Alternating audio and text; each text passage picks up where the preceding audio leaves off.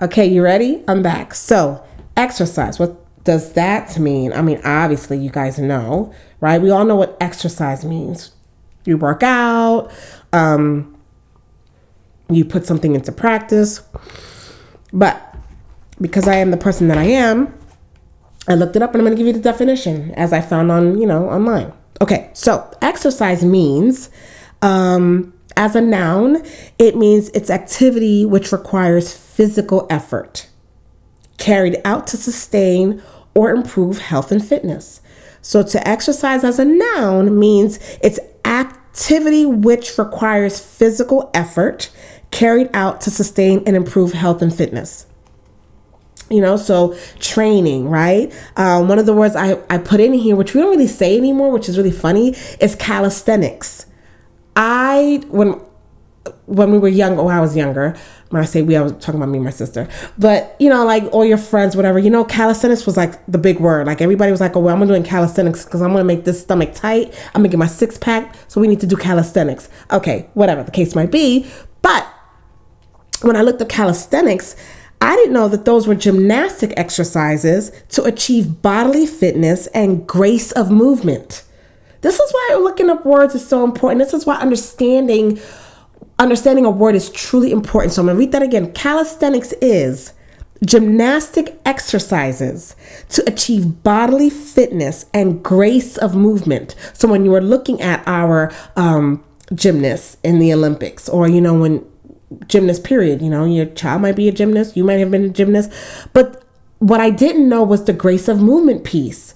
We wouldn't know that, because all you're trying to do is do those stupid little leg exercises on the floor to help you get to crunch like your stomach, right? And to help you get a tight, get your 6 or 8-pack, 12-pack, if that even exists.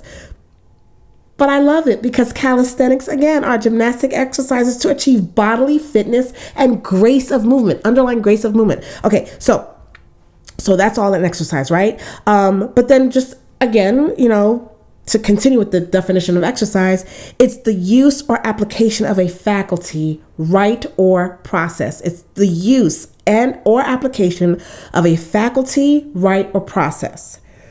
Okay? What's a faculty? A faculty is an inherent mental, physical power.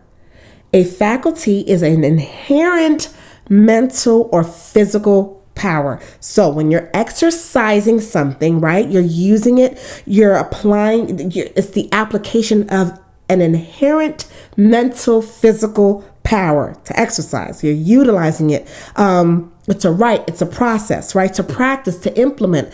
That is exercise.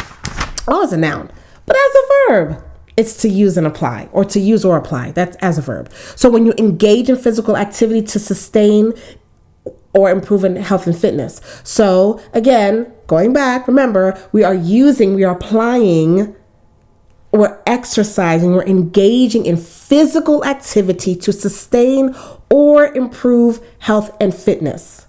So with all of that, we want to apply, we want to use an inherent mental, physical power.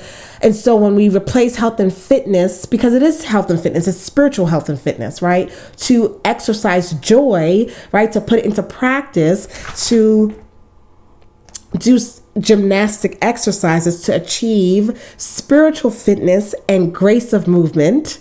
I love it, right? The use or application of a faculty. I'm going to replace faculty with its meaning, right? So the use or application of an inherent mental and physical power, or let's just say spiritual, physical power, joy, that is a power within us. When we're doing that, we're exercising, right? We're actually making use of that thing. We're applying it. So that means that it's going to cause you some physical, perhaps pain, until that physical pain becomes natural and normal, and the movement now is graceful. Hello, somebody, give God some praise up in this piece. So, okay, right? So lastly, on exercise, it's to exert, part of the body, to promote or improve muscular strength. Again, it's to exert, part of the body, and let's just say the heart. Let's just say, you can say your arms, your mind, or whatever, because all those are muscles. But it's to exert, to promote, or improve muscular strength. So we want to exert that joy. We want to, and we want to continue to use it, to exercise it. We want to continue that process because it's going to only get better. You're going to have grace of movement. It's going to promote and improve your muscular strength. But that means it's got to be worked. And my God, I'm sure, I know I'm not the only one. God knows I'm not the only one. We all go through this very tumultuous, very trying, very travailing parts of our lives where it's like, this thing is going to get worked out of me. I mean, it's going to squeeze all of the oil out of me to be able to, or it's going to squeeze everything out of me to produce that oil, that olive oil, that very rich oil, that very rich strength, that very rich grace of movement. So that's awesome. But that means it's going to take a lot of energy. And so again, going back to my weeks that I haven't been doing any either posts or whatever. Yes, I can't even begin to tell you. I can't even begin to tell you how it's been tried, but I will trust when I tell you it's been tried. The embarrassment, the everything under the sun. But so in any case, I just wanted to stress exercise, right? So just to leave you with a little asterisk, it's the application of a right. The application of a right, right? This is a fundamental, I won't even say right, because I'm going to replace right with gift. It's the application of a gift. And it's an inherent gift. It's a fundamental gift from God through his son, Jesus, which is why it's so important to understand the purpose of why Jesus came, so that we would have this fundamental gift given, but it has to be worked out. Because nothing, worth having or valuable is easy when you sit back, you sit up and put your feet up or whatnot. There's no value in that. But the value comes in working. The value comes in exercising. And then you see how the word of God and God himself is not just a fable. He's real. His word is real. His gifts are real. All of it's real. But in order for you to understand that, you really have to be able to work it out, right? Work out your own soul salvation, as the Bible talks about. So in any case, now I want to leave you with some scriptures on exercising, because I think it's really important. And then we're gonna jump into recognize it, and then I'm gonna go back and I'm gonna put all of it together so I can leave you with what joy is when you prioritize it, internalize it, exercise it, and recognize it. So stay tuned. 1 second, I'm coming back with some scriptures.